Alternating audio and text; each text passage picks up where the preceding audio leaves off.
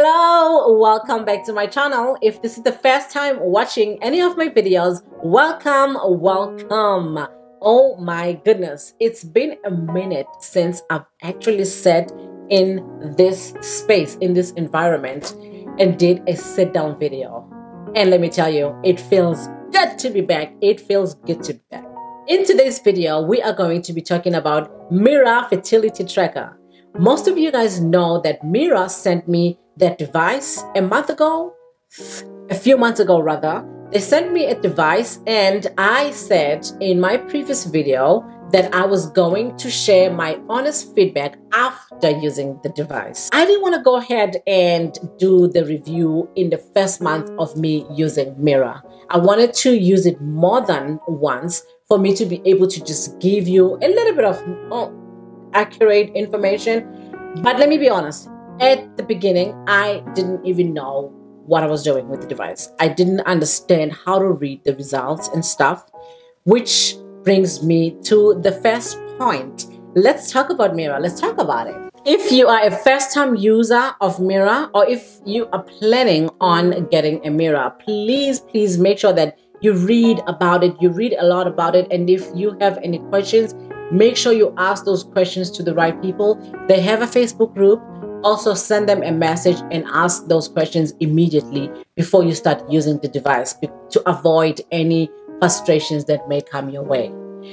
If you're wondering what is Mira, before I get into too much details, let me tell you what is Mira and how to use it.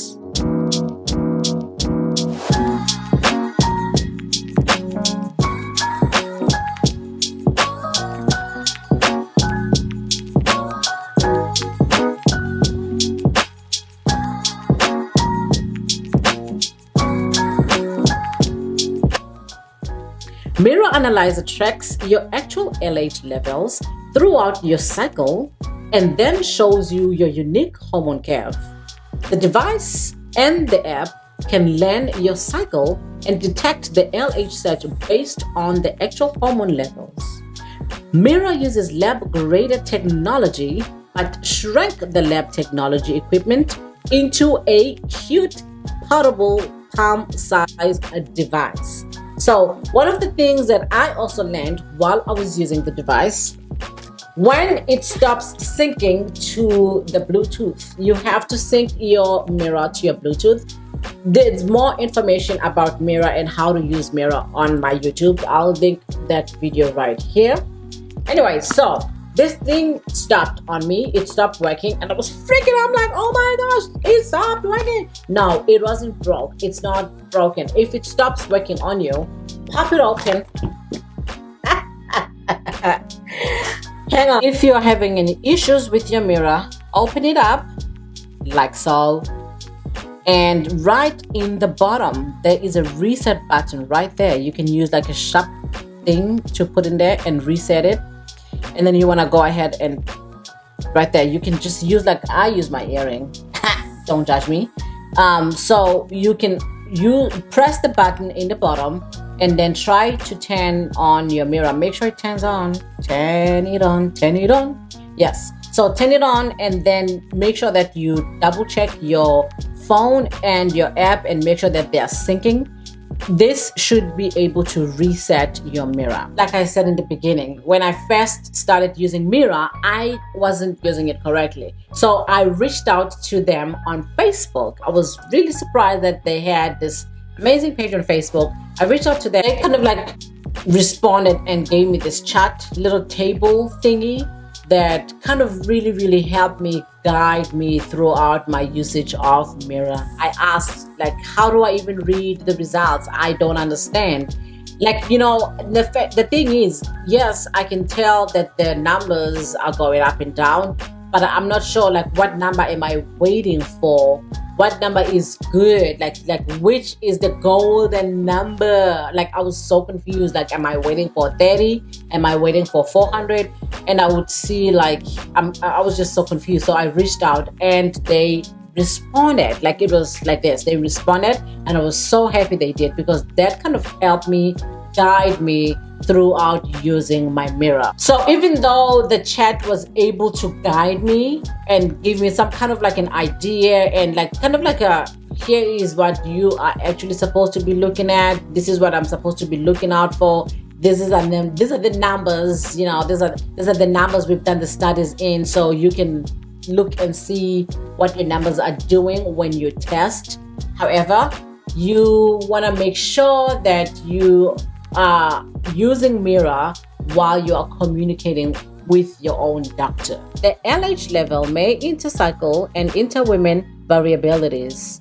You are advised to consult with a physician before relying upon any information provided by the products and services for family planning, conceiving, or diagnosis of any health condition. Another thing that I discovered while I was using Mira was that the FMU testing, it didn't work for me. That did not work for me because I kid you not, I used to dream about going to the loo. And I'm thinking, no, you can't go to the loo because you got to test. I'll look at the time, it's like 4 in the morning. You got to test at 6, so you got to hold on to that. Because I was thinking, if I go to the loo now, I'm screwed. And that was just mentally tiring for me to constantly be thinking, I can't go till I get up. And that is like a risk, you know, for other things to happen. And so I had to find a way that can work. The FMU, it didn't work. So I started testing between 10 and 10:30 in the morning. That kind of helped because I was able to get up, use the loo, get some tea, get some breakfast, do anything that might need to be done for the morning, like a normal morning routine, and not have to stress about going to the loo and testing. And so once I started testing between 10 and 10:30, that helped me a lot. There was such a stress relief for me because I didn't have to worry about it and all that jazz. I just had to know that it's between 10 and 10:30 and stop drinking a few hours prior to that, 2 to 3 hours prior to that. That was so much helpful. Also, I started getting more accurate results when I tested between that time because it was a consistent time. Between 10 and 10:30, I gotta go. I got an appointment with the loo at 10 to 10:30. I gotta do my testing. Mira, let's go. It's time to test. What's the LH?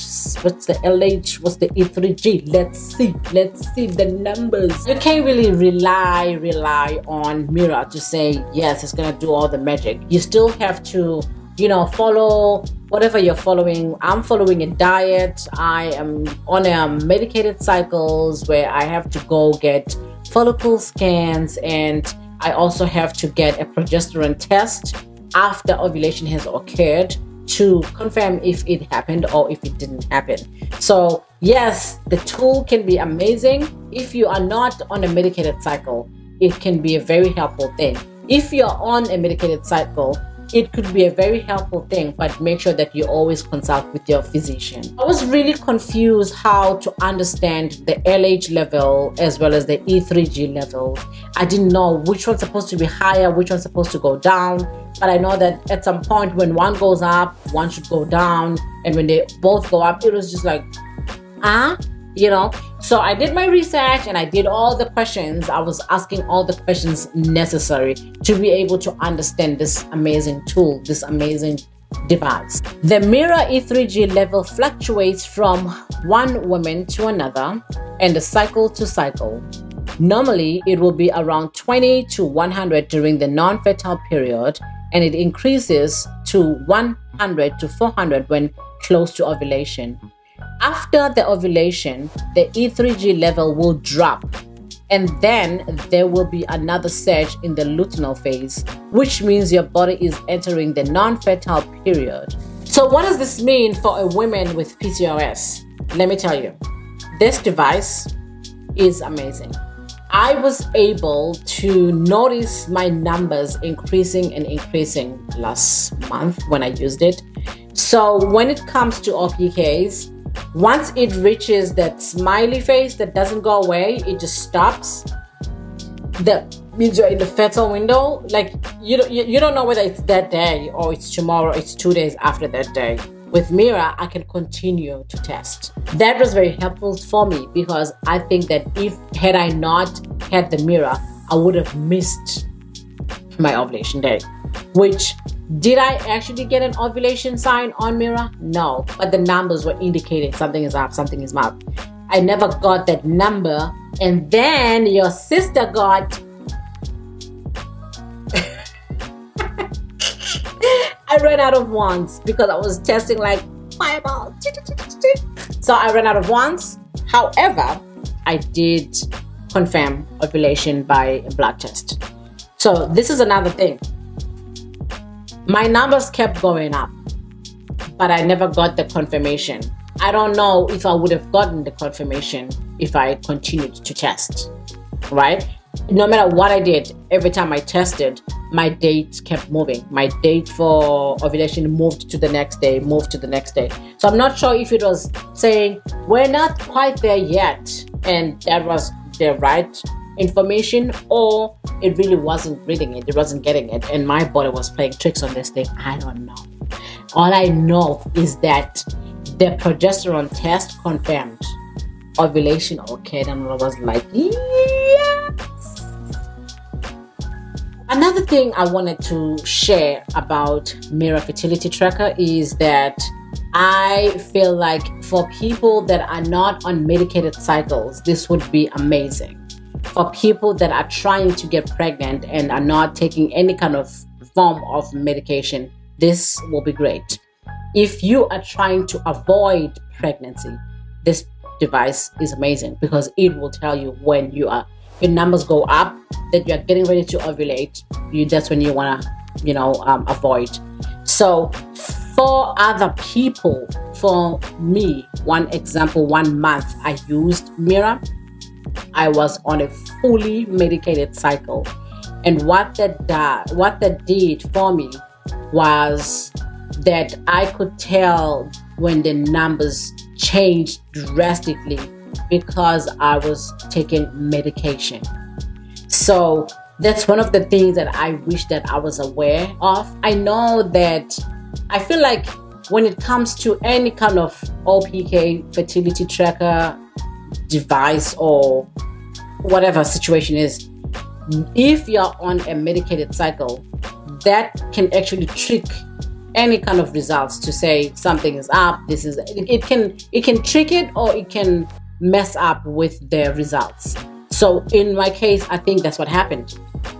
I tested and I was on Litrozole.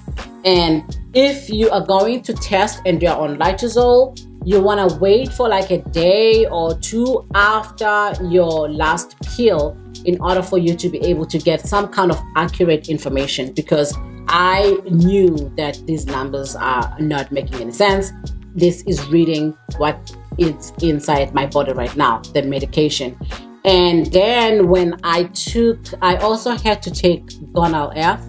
When I took Gonal F and I tested the next day, I knew that it's not correct, because I even went to the dollar store and got some tests over there, and I used those. At the same time as I was using Mira, I could tell the difference. Like the test the day before I took Gonal F and the test the day after I took Gonal F, there was a huge change. I mean, the pregnancy test from the dollar store said I was pregnant. I knew for a fact that I wasn't. So I'm saying that any kind of test that is designed to detect hormones when you are on a medicated cycle, you want to be careful. You want to be aware that some results may not be accurate.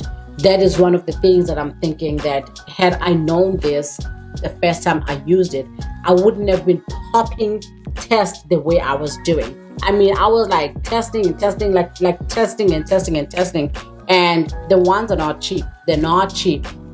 So I would have saved a ton. I would have saved ones. I would have saved money, but I didn't know better. And this is why I had to do the review. Just test on the testing days and test every other day until it prompts you to test every day. That will help you save some money, and that will help you save some ones. Do I love my Mira? Yes, yes, yes. I love it and I recommend it.